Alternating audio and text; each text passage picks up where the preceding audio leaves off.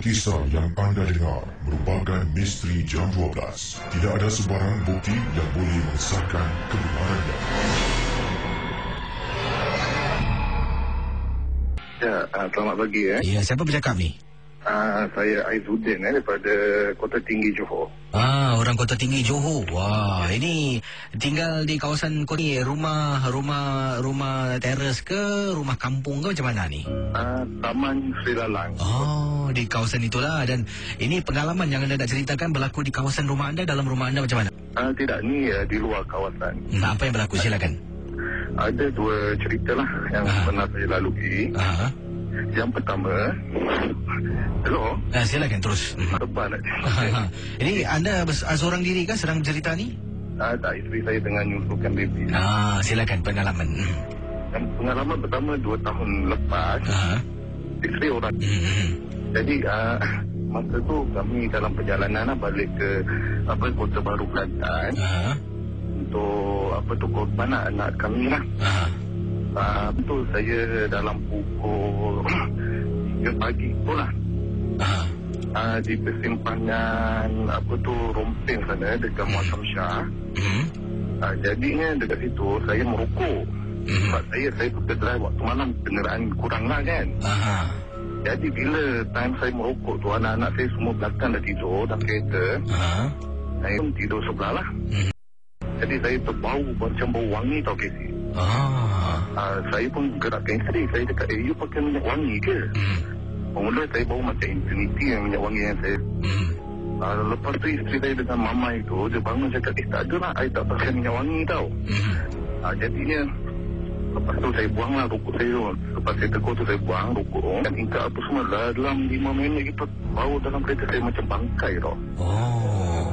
Jadinya, ini saya pun berderau lagi ni. Teringat lagi cerita tu kan. Jadinya selepas setengah jam jalan, lepas pada jalan tu lah, baru kereta saya normal lah. Bau wangi dan busuk tu hilang lah. Ini dalam perjalanan nak balik kampung gitu lah? Ya, betul. Jadi kisah selanjutnya yang anda katakan ada 2 kisah tentang apa tu pula? Yang kedua saya ni kaki pancing. Saya berkambut memancing lah di Tanjung Malau, Kota Tinggi. Jadi kisah kedua ni saya dengan kawan saya orang Cina lah.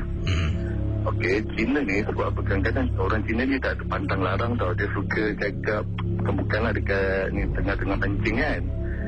Jadi saya kali tu, saya punya lebih kurang maghrib lah, lebih kurang dalam 5 minit nak maghrib itu. Pancing saya kena rentapnya ikan tau. Saya anggap itu ikan tu lebih kurang dalam skala kilo kata lah. Sebab apa, saya lawan. Lebih kurang 15 minit jugalah perlawanan tu. Tetapi kesi kan, bila naik ikan tu, dia punya besarnya sebesar macam lighter tau. Jadi warna tu warna emas, kemasan gitu ni. Apa ni, ini macam ni dia cakap. Macam tu lah kan. Jadinya bila kat situ tu, kawan saya cakap, you jangan cakap macam ni. You tengok ini ikan pun, yelah saya belek-belek takut ikan tu dah kena hentam dengan ikan besar ke apa kan. Putih dia pun tak ada apa-apa cala ke si. Jadi kat situ kawan saya cakap, ada macam maki Cina. Selang lepas tu saya lepaskan semua lah ikan tu. Tengok ikan tu hidup tau. Letak dekat dalam air, ikan tu pun berjalan. Jadi kawan saya yang Ciki tu, dalam 5 minit lepas tu dia punya joran pula kena sentak. Jadi masa dia tengah lawan tu, dalam lebih kurang 5 minit lah, sekali naik macam satu timbul tau. Bot saya ni lebih kurang panjang 28 kaki. Satu ikan merah besar, dia lebih besar pada bot tu. Masa itu lah, lepas tu saya terus potong tali saus saya, terus saya cabut ke situ. Tapi Cina yang kawan saya cakap, apalah bagi air lawan. Dia cakap, air punya pancing ni step boleh naik 20 kilo kat situ. Saya cakap, apa-apa nanti kita dekat tebing, nanti kita cerita lah. Jadi itulah pengalaman saya Casey. Buat saya tak boleh lupa lah sampai sekarang tu. Terima kasih Cik Din. Assalamualaikum. Waalaikumsalam warahmatullahi taala wabarakatuh. Tidak, teman kita daripada Kota Tinggi Johor yang berkongsi pengalaman. Saudara, kisah-kisah yang bakal ada dalam misteri jam 12. Anggaplah ia hanya satu hiburan. Tidak ada sesiapa yang boleh mengesahkan kebenarannya. Kalau anda takut, perlahankanlah suara radio anda. Misteri Jam 12. Hanya satu hiburan. Fairuz berkongsi pengalaman dan katanya waktu itu beliau dalam perjalanan nak pergi ke Kota Tinggi. Ini cerita saya terima SMS daripada Fairuz, dan kata Fairuz, kisah ini berlaku, kejadian ini berlaku waktu malam apabila saya dengan isteri dengan anak sebenarnya tak tahu ada satu jalan dekat Kota Tinggi boleh dilalui sebab dah ditenggelami dengan air. Masih ingat tak Kisi ketika Malaysia katanya dilanda banjir teruk? Jadi saya waktu itu memang tidaklah tonton berita, tak tahu hal tentang sebenarnya apa yang berlaku. Jadi bila sampai dekat satu jalan ni, saya dengan isteri nampak Kisi air bertakung, dan isteri kata jangan pergi sebab tengok seram lah. Dari mana kami dari mana kami berhentikan kenderaan, kata Encik Fairuz, dari situ kami dapat lihat air yang bertakung, dan suami cuba hidupkan high beam, tengok sejauh lah air bertakung ini. Ingatkan dekat Kisi, malah airnya jalannya ditenggelami air, dan agak jauh, lebih kurang nak dekat 100 mungkin hingga 200 meter. Kata Fairuz, bila saya dah sampai sana, isteri saya pun kata jangan bang, tak tahu, kita tak tahu berapa dalam. Baiklah, jadi saya pun cubalah reversekan kenderaan. Sedang saya reverse ni, saya pusingkan badan saya ke belakang. Langkah terperanjatnya apabila saya terperasan Kisi, jalan raya di Kota Tinggi yang gelap gelita hanya bercahaya lampu dari kenderaan yang saya pandu. Kisi nak tahu, di belakang saya sedang saya reverse, saya ternampak Kisi ada perempuan sedang berdiri, rambut menutupi muka, tapi saya nampak sekejap. Bila saya toleh nampak, saya pandang depan balik, kemudian saya istighfar. Astaghfirullahaladzim, astaghfirullahaladzim, astaghfirullah. Isteri tengok saya, bang, kenapa bang? Bang, kenapa bang? Abang jangan takutkan saya bang Para pendengar Ria 897. Nasib baik anak saya 2 orang di belakang dah jenyak tidur. Bang, kenapa bang? Jangan takut ke saya Kisi nak tahu, beberapa saat setelah saya istighfar, isteri menegur saya. Isteri pula toleh. Bang, apa tu bang kat belakang? Awak jangan tengok belakang. Baring sekarang. Saya suruh isteri saya tarik kerusinya dan baringkan supaya dia tak nampak, tak terlihat apa-apa jua yang menakutkan di luar. Bila isteri baring, benda tu saya nampak Kisi masih lagi berdiri. Walaupun saya cuba gostak kenderaan saya, masih lagi bergerak ke belakang. Akhirnya saya berhentikan kenderaan. Saya baca dan baca dan baca. Isteri saya sambil baring dekat kerusi itu ikut saya tul kursi. Setelah kejadian itu, saya toleh ke belakang, tengok dah tak ada orang. Barulah saya keluar dari sana, niat di hati nak pergi ke rumah saudara di Kota Tinggi. Terpaksa dibatalkan makan malam di JB dan pulang ke Singapura. Itulah pengalaman yang menyeramkan. Terima kasih dan juga selamat tengah malam. Kisah-kisah yang anda dengar merupakan misteri Jam 12. Tidak ada sebarang bukti yang boleh mengesahkan kebenarannya. Baik, pendengar Ria 897, ini kisah yang kiriman SMS daripada Kak Ramlah, dan saya rasa kisahnya cukup menarik. Kisah yang diceritakan oleh Kak Ramlah. Apa khabar Kisi dan juga pendengar misteri Jam 12? Kak Ramlah ingin ketengahkan sesuatu, tanyakan para pendengar tentang kejadian yang berlaku dalam rumah. Baru-baru ini Kak Ramlah ada mengambil sesuatu, tetapi barang yang Kak Ramlah ambil ni orangnya dah pun meninggal dunia. Jadi kata Kak Ramlah, kakak ada seorang mak saudara. Mak saudara kakak mak saudara kakak ni yang antara perkara yang kakak suka, kata Kak Ramlah, sambal belacannya Kisi. Kalau dia buat sambal belacan memang sedap, dan dia gunakan batu lesung dengan batu giling yang dia simpan sejak turun-temurun. Jadi bayangkan batu lesung dengan batu giling tu turun-temurun, rasanya tu dah perap lah dalam batu tersebut lah. Mungkin itulah antara sebabnya sambal belacan yang dibuat tu memang sedap. Jadi kata Kak Ramlahnya bukan tentang sambal belacan, kisahnya tentang batu lesung dan batu giling yang kakak ambil setelah arwah meninggal dunia. Kakak bukan ambil gitu, kakak minta izin anak-anaknya benarkan kakak ambil, bawa balik lah, bawa pulang. Malam yang pertama kakak simpan benda tu di bawah almari dapur. Kemudian bila nak gunakan, kakak keluar, kakak macam biasalah tumbuk. Memang Kisi rasanya sama, kalau tidak serupa, agak-agak sama macam arwahnya buat sambal belacan. Dan kakak rasa dan yakin itulah keistimewaan batu lesung dengan batu giling yang kakak bawa pulang. Dan benda yang menakutkan mula berlaku apabila suami kakak tak ada di rumah, anak kakak pula balik kem. Pengalaman yang menyeramkan ini berlaku apabila kakak sedang tidur. Kakak dengar ada orang hentak-hentak macam ketuk, hentak kaki, hentak barang di bahagian dapur rumah. Kakak terbangun di waktu malam. Waktu itu sekitar pukul 12 lebih tengah malam. Dan kakak tidak mendengar MJ12 sebab kalau rumah tak ada orang, kisi kakak tak berani. Jadi bila keluar dari bilik, dengar kisi bunyi hentak-hentak-hentak. Dan bila sampai di dapur, terperanjat.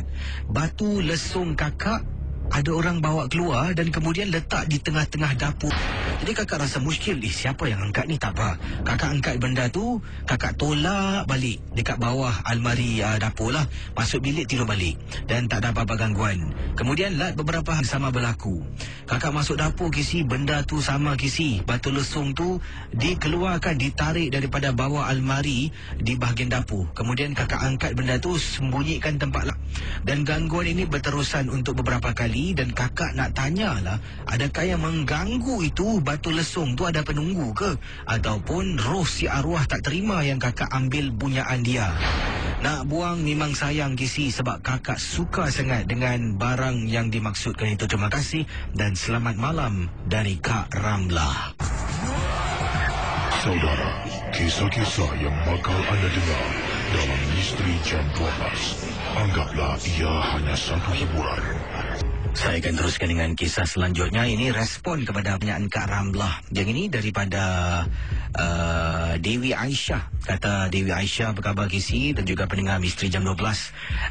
Tadi ada seorang pendengar yang katakan tentang batu lesung milik meninggal dunia. Dan kakak juga ingin berkongsi satu peristiwa yang agak serupa. Kali ini merupakan cermin. Cermin yang kakak ambil daripada rumah si arwah. Dan kata Kak Dewi Aisyah, cermin yang kakak ambil ni kakak letak dalam bilik anak.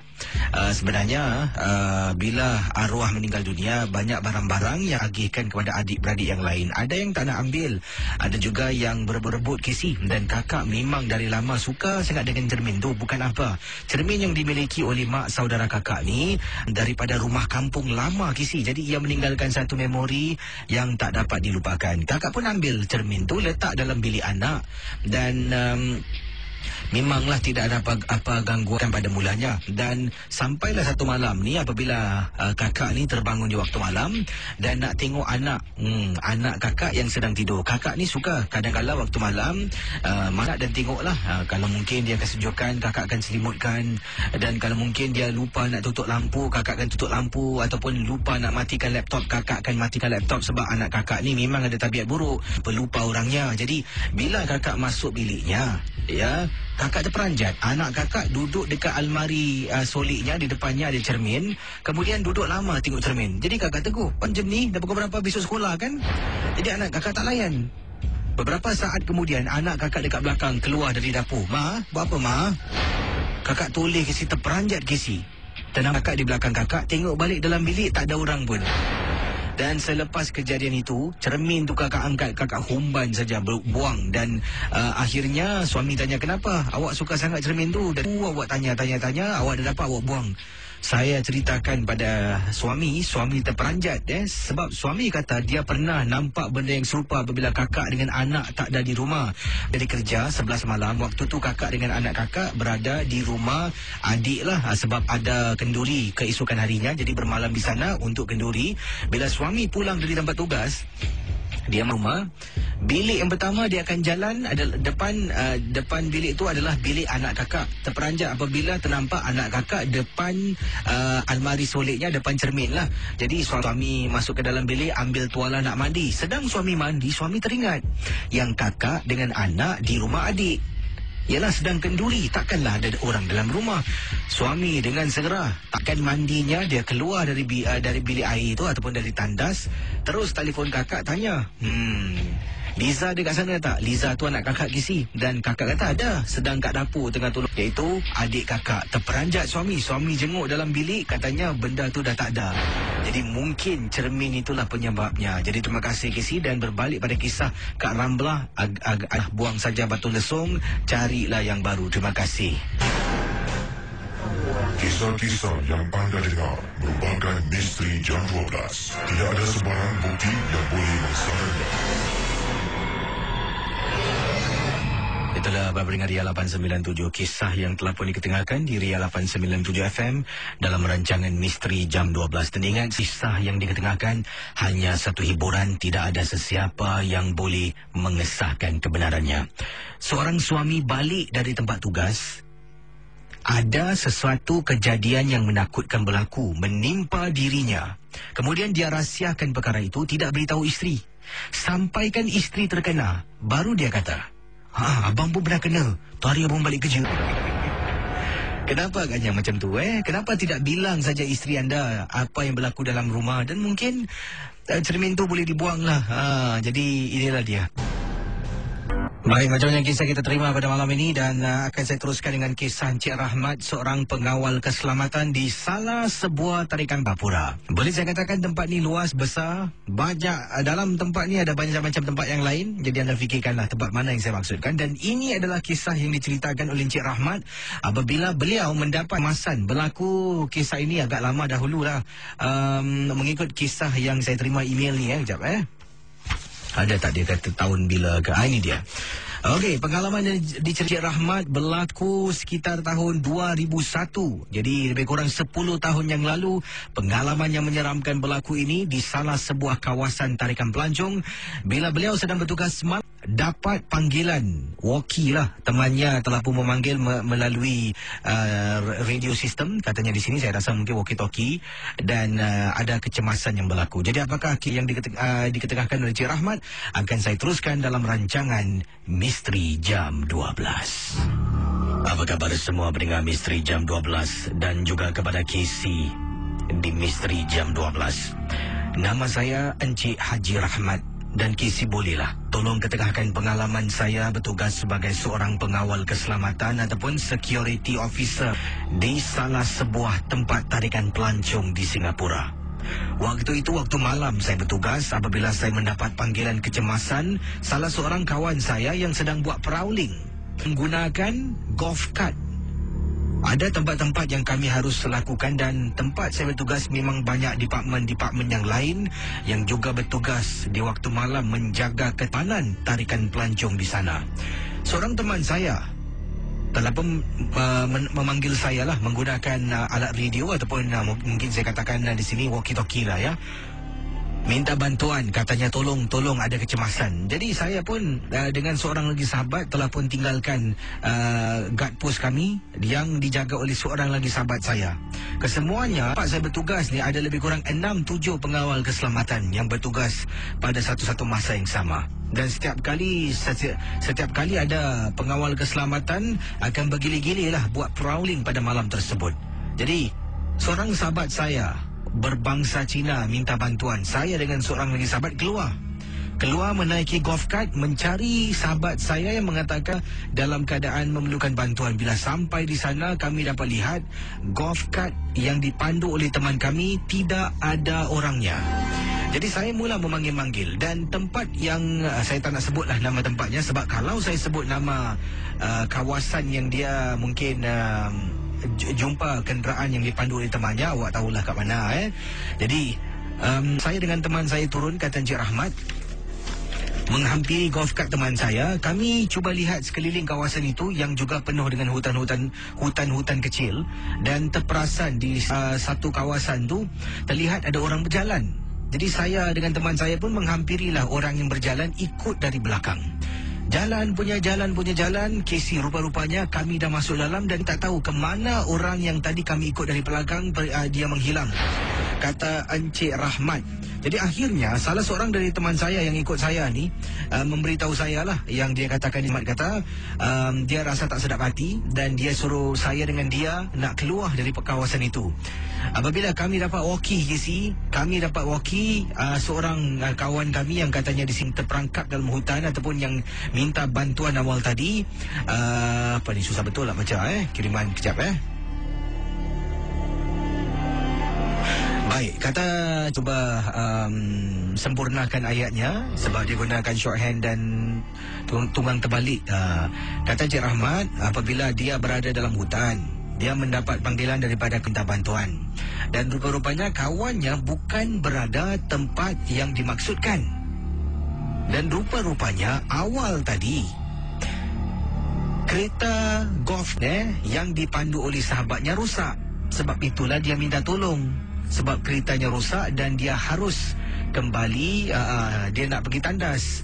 Jadi bila saya dengan Cik Rahmat dengan temannya sampai di tempat kejadian, Cik Rahmat ternampak golf cart, dia ingatkan temannya berada dalam hutan sebab dia nampak kelibat orang masuk ke dalam.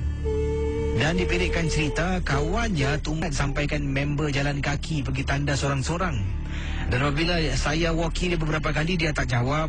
Sebab walkie-talkie tidak ada padanya. Dia gantung seluar dalam bilik tanda. Dan akhirnya bila berbual dengan dia, barulah saya tahu yang golf cartnya rosak, tapi dia dah pun pergi ke tandas. Dan bila kami naik kembali kenderaan yang dipandu oleh sahabat saya ni, Pak toleh. Dan apabila saya lihat, memang Casey, nampak orang yang tadi jalan di hadapan saya tu, yang saya dengan sahabat saya kejar, ada di atas sana. Sampai ke guard room, saya pun cari teman saya yang minta pertolongan awal tadi, dan dia terperanjat tentang apa yang berlaku. Itulah kisah pengalaman, kisah yang dimaksudkan oleh Encik Rahmat yang berlaku di salah sebuah tarikan pelancong di Singapura. Saudara, kisah-kisah yang bakal anda dengar dalam Misteri Jam 12 anggaplah hanya satu hiburan. Tidak ada sesiapa yang boleh mengesahkan kebenarannya.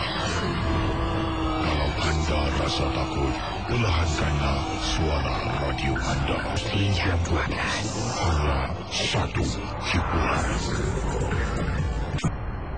Okey, yang ini dari Kak Farida. Berkhabar Casey dan juga pendengar Misteri Jam 12. Khabar baik. Kakak ingin ketengahkan yang berlaku 2 hari lepas. Waktu tu kakak sedang tunggu lift di depan rumah kakak, nak pergi ke rumah mak. Dan sekitar 11 lebih malam sebab mak kata ada masak lauk dan suami. Dan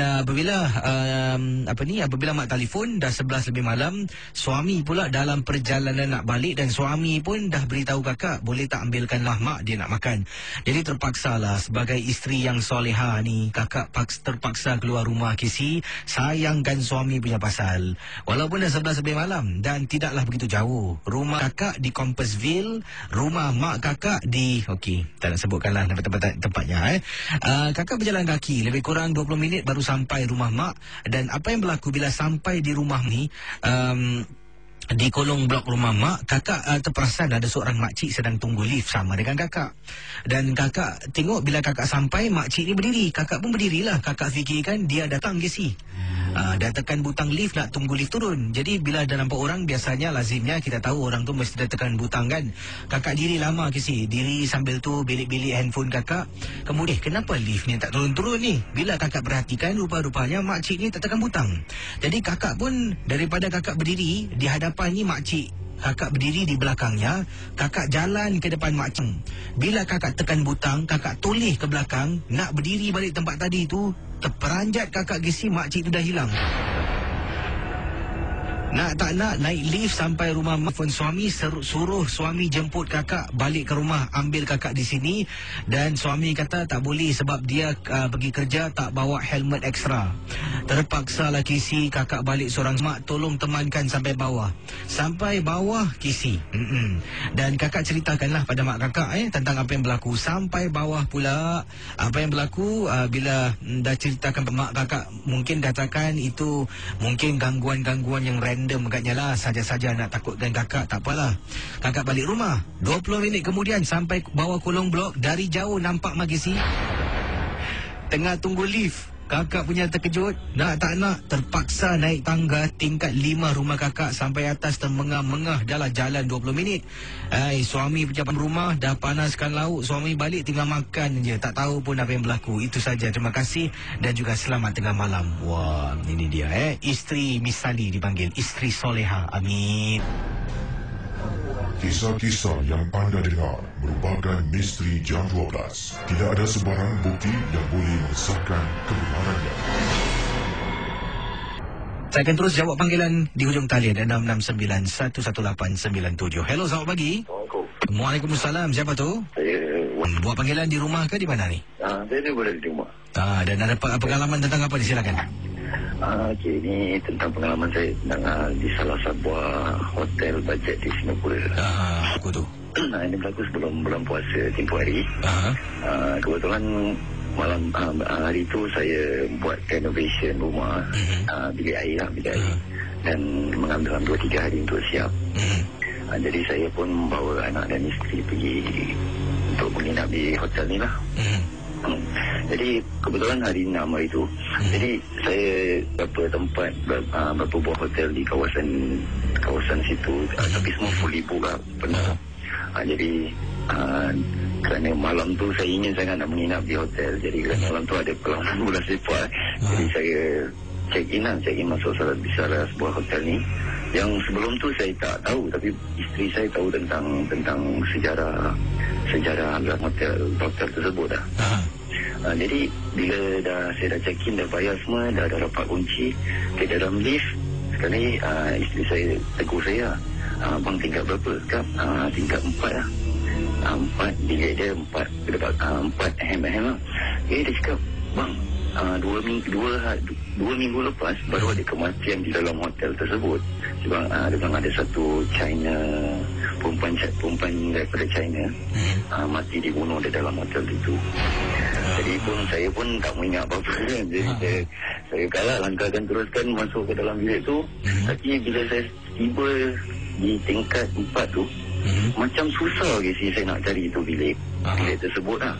Dia dalam satu landing tu ada 2 bilik. Tapi bila saya sampai buat landing tu, saya nak cari bilik saya ni, saya pusing cari tak dapat. Jadi bila saya dah dapat bilik tu, saya berisap. Dan anak saya pula yang kecil ni, dia masuk terus menuju ke katil tau. Dan menuju ke katil, saya dah rasa macam tak sedap lah. Saya tengok dalam bilik tu, saya tengok dekat suasana pun macam tak sedap. Okeylah, saya pun buat bodoh je.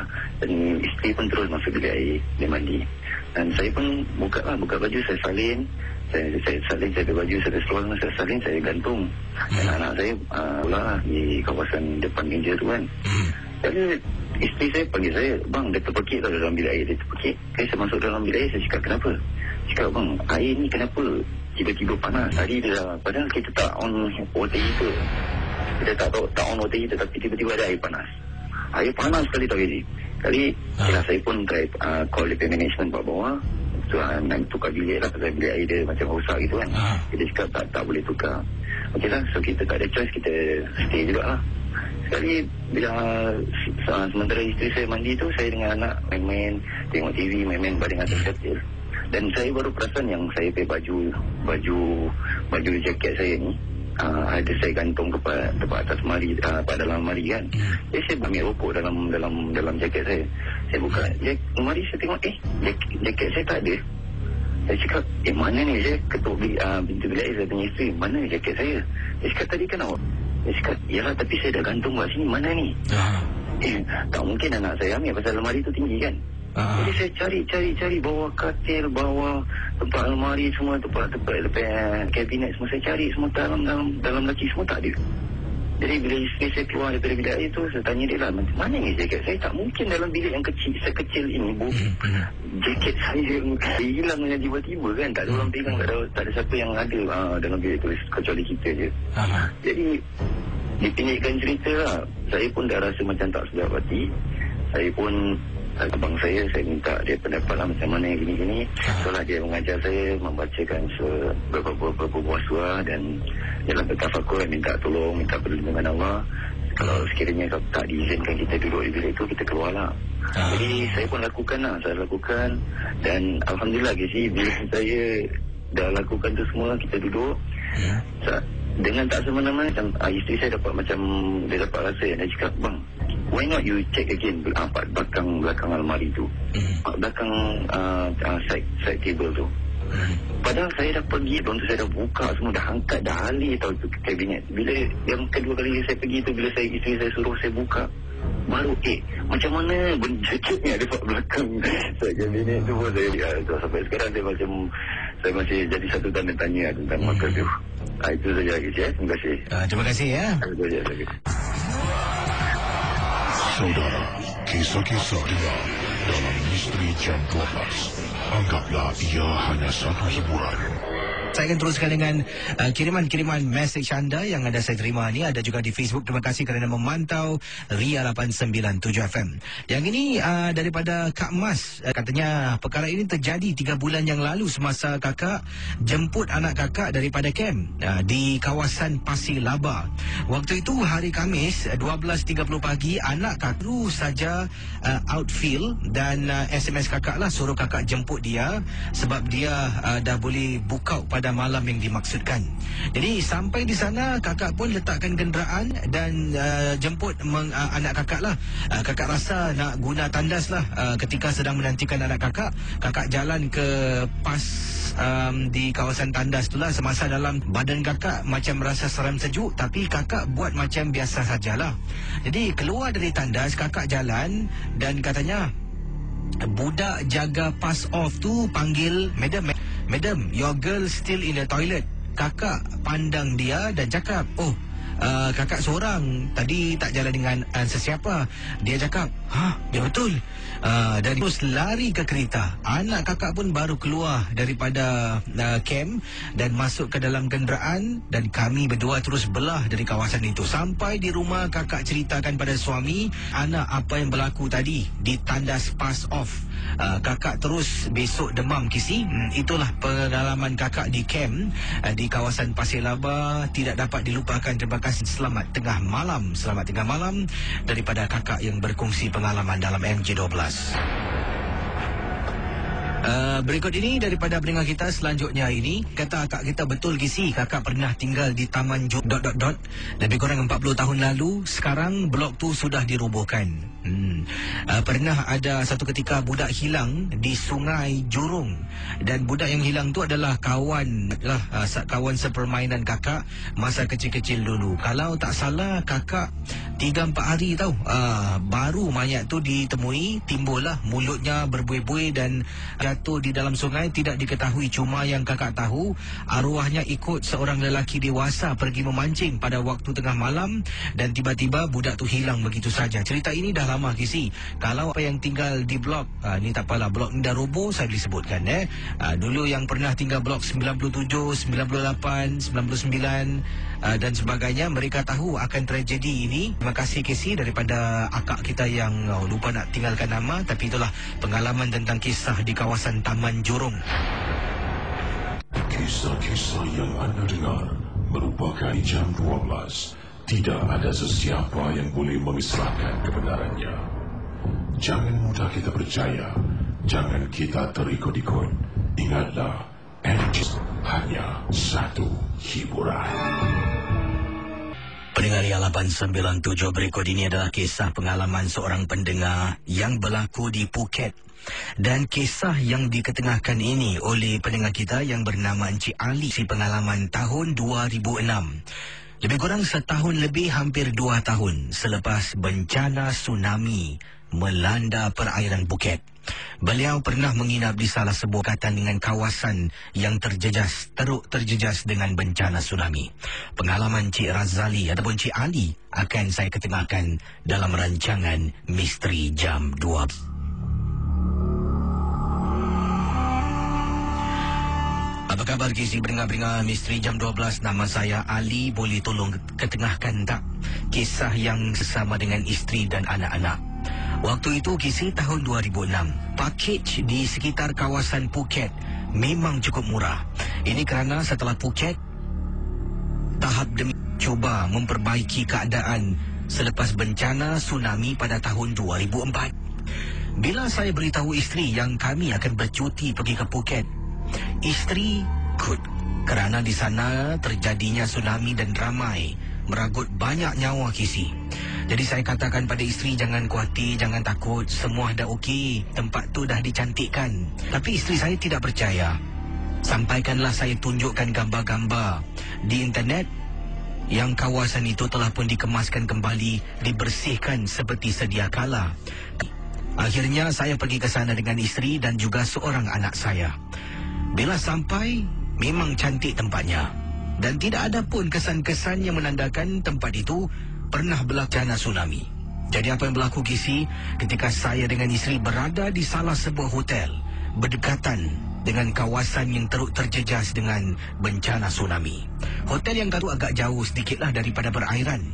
Tapi Casey, pada malam hari saya dengan isteri saya telah pun keluar pergi membeli belah. Di waktu malam sekitar pukul 8 malam, saya dengan isteri berjalan kaki. Jalan punya jalan sampai kami sesat. Tiba-tiba nampak sekitar kawasan tu adalah rumah-rumah kedai yang sedang siap untuk dibina. Jadi, bila tengok, adakah ini tempat terjejasnya tsunami? Sebab ada juga bangunan-bangunan rumah-rumah kedai, kata Encik Ali, masih belum lagi siap kesemuanya. Hampir siap, ada yang tengah dicat dindingnya dan sebagainya. Jadi, isteri makin takut, anak saya pun takut. Saya pun dah tak tahu nak belok mana ni. Kami patah balik, pusing. Yang sama malah kami seolah-olah masuk lebih jauh dari kawasan tadi. Kemudian isteri saya kata, bang, tahan taksi bang. Saya ni mengaku, waktu itu saya ego, degil sangat-sangat. Lalulah dekat kawasan itu, tetapi saya tidak tahan. Saya kata pada isteri, tak apalah, jalan kaki mesti sampai. Akhirnya Casey, kami telah pun sampai di salah sebuah destinasi. Saya rasa memang teruk terjejas tempat tsunami. Terperanjat apabila saya dengan isteri nampak ada keluarga dalam keadaan tidak terurus, berdiri sambil melihatkan kami. Jadi bila sampai dekat kawasan tu, ramai Casey, sederet-deret sepanjang-panjangnya, kata Encik Ali. Datang seorang warga Thai yang agak tua. Dia tidak bercakap bahasa Inggeris, tapi dia marah. Menghalau kami keluar dari bang, keluar bang, tak mau bang masuk sini bang, keluar bang. Jadi akhirnya saya, anak dengan isteri jalan, nampak teksi, baru kami naik pulang ke hotel kami bernama ... yang tak nak saya sebutkan. Casey, kata Encik Ali, ingatkan, gangguan itu setakat di sana saja. Saya dengan isteri dengan anak tidak pasti kami nampak adakah manusia ataupun tidak. Bila kami tidur malam, anak saya kejutkan saya dengan isteri. Saya dengan isteri tidur satu katil. Anak saya satu katil single bed yang kami pesan. Terperanjat Casey bila anak kejutkan, saya yang bangun. Dekat balkoni rumah, Casey nak tahu tak? Penuh dengan orang berdiri.